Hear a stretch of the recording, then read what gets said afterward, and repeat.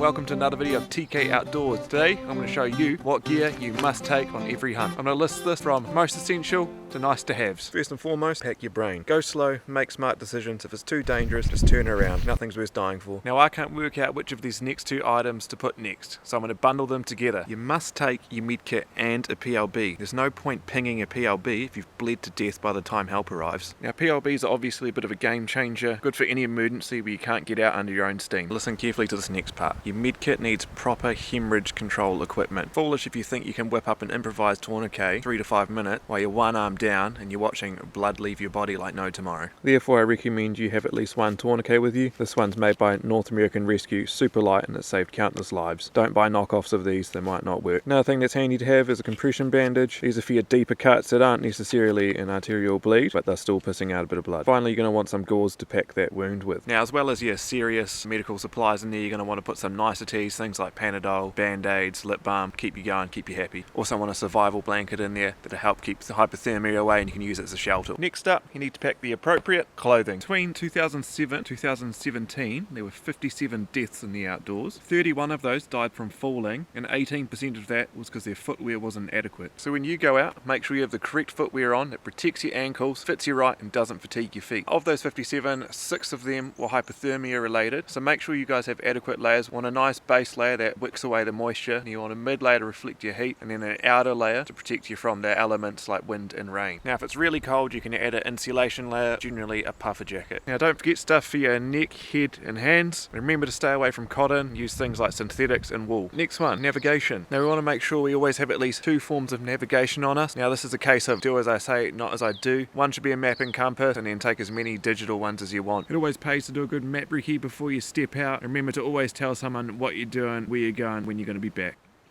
Hydration. Muscles can't work without water, so make sure you take adequate hydration for the journey. Know where your water sources are, and just keep topping up that water bottle every time you come across one. Up next, a knife. A knife can be used for many different applications, from harvesting your game to creating tinder. I'll give you a few tips on things you want to look for when you're buying a knife. I recommend a fixed blade knife. This is because if you need to use it for bushcraft applications, you can whack it around and it's not going to break. Should be full tang, which means the blade continues to run all the way through to the base of the handle, creating a good strong knife. The tip needs to be somewhat rounded to help you harvest game, not like a bayonet. Those are for stabbing pigs. Despite what she said, size doesn't matter. 4-inch blade is more than enough to get the job done in a satisfactory manner. Next, you need something to start fire. Don't get caught with your pants down trying to rub 2 sticks together. 2 is 1 and 1 is none here. Your lighter might run out of fluid, or you might lose your flint. It also pays to keep some fire starter on hand. This is just cotton ball and Vaseline. You don't want to have to be making tinder when you really need fire. Your lighter can also be used to gauge wind direction. Next up is light.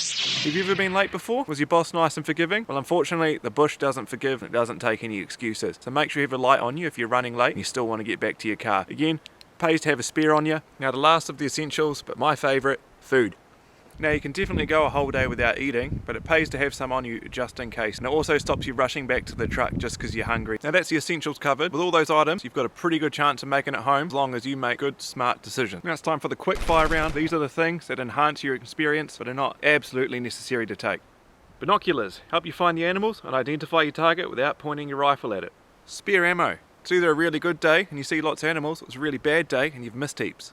Cordage. Strap things to your bag, hang your meat up, make a shelter with it, sky's the limit. Meat bag. Stop the flies getting into your meat and keep your meat separate from your pack. Marker panel. If you want to ditch any kit, makes it easy to find. Chamois cloth. Used for wiping your fogged lenses. Insect repellent. Sunblock. Whistle. Allen keys. So that's what I've found to be useful over the years. That list should get you pretty sorted for 90% of your day hunts. Obviously if you're going alpine environments you'll need more specialist equipment, and you can add as many things to that list as you like, just what you want to carry. So what did I forget? Let me know in the comments. Don't forget to like and subscribe, and I'll see you on the next one.